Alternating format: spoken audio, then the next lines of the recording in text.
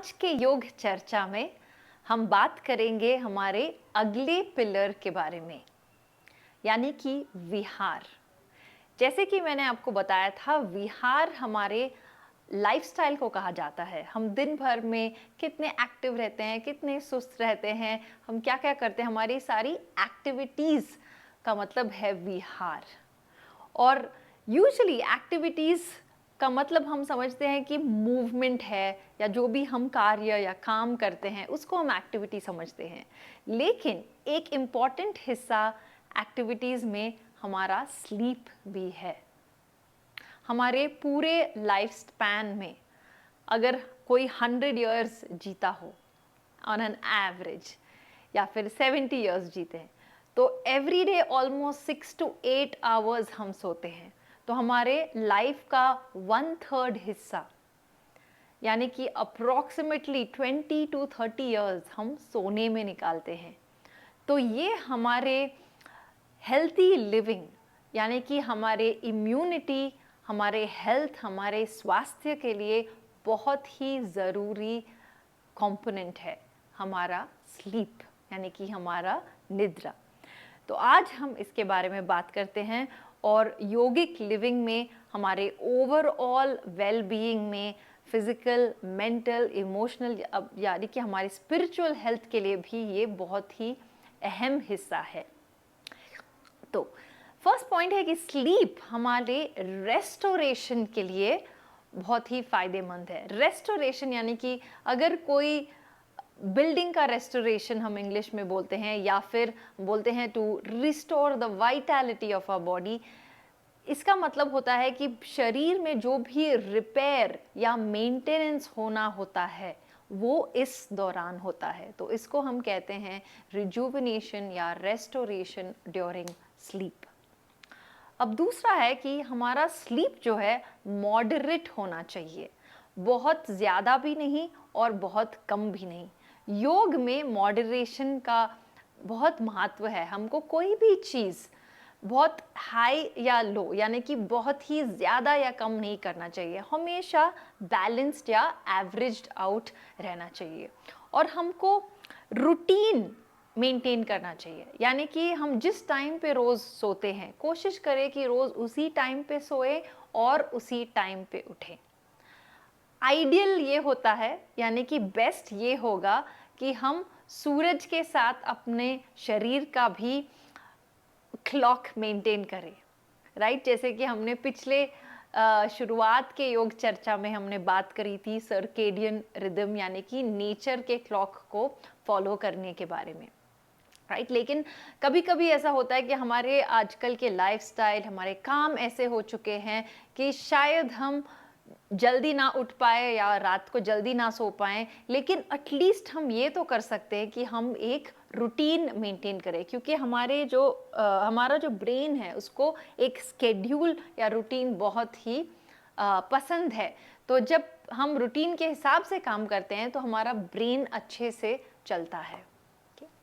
Next, sleep and nervous system. अक्सर ऐसे होता है कि दिन के बीच में, स्पेशली अराउंड दोपहर के समय या फिर 11 बजे के आसपास, काफ़ी आलस आता है काम करने में।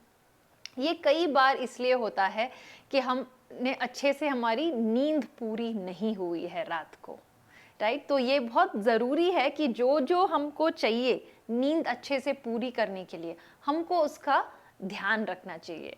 और हम इन टिप्स के बारे में बात करते रहेंगे, यानी कि अलग अलग चीज़ें, जैसे कि लाइट कैसे होना चाहिए सोते समय, हमारा मैट्रेस कैसे होना चाहिए, ज़मीन पे सोना चाहिए, कॉट पे सोना चाहिए, मैट्रेस पे सोना चाहिए, पिल्लो कैसे होना चाहिए। तो ये सब चीज़ें हम धीरे धीरे से अनकवर करते रहेंगे। लेकिन फ़िलहाल मैं यही कहूँगी कि आपको खुद को कंफर्टेबल एनवायरनमेंट बनाना है खुद के लिए, ताकि आपकी नींद अच्छे से पूरी हो और दिन में आपका आलस ना हो।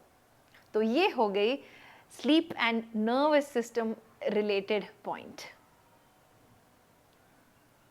अब आयुर्वेद के हिसाब से अच्छी नींद, यानी कि हमारा अच्छा सेहत, अच्छे नींद पाने की वजह से हमारे सारे दोष बैलेंस हो जाते हैं, स्पेशली वात दोष।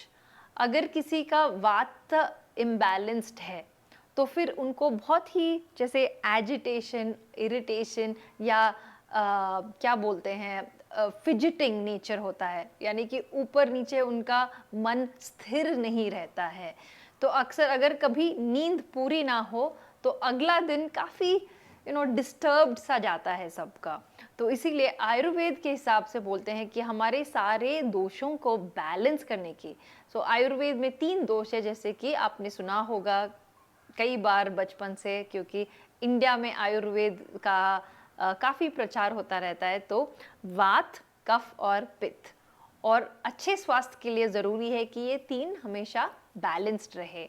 और ये तीनों को बैलेंस करने का एक बहुत ही सिंपल तरीका ये है कि आप अच्छे से अपनी नींद को पूरी करें। ओके, अप्रॉक्सीमेटली हर ह्यूमन या हर इंसान को रफली 6 to 8 आवर्स का स्लीप बेस्ट होता है।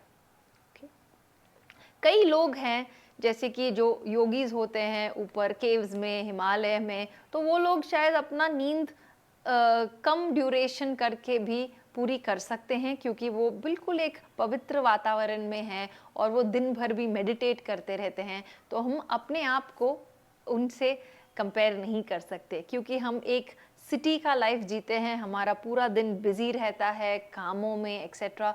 तो इतना रेस्ट हम सब के लिए ऑलमोस्ट ज़रूरी है। और एक आखिर बात कि हमारे नींद से हमारी स्पिरिचुअल ग्रोथ भी हो सकती है।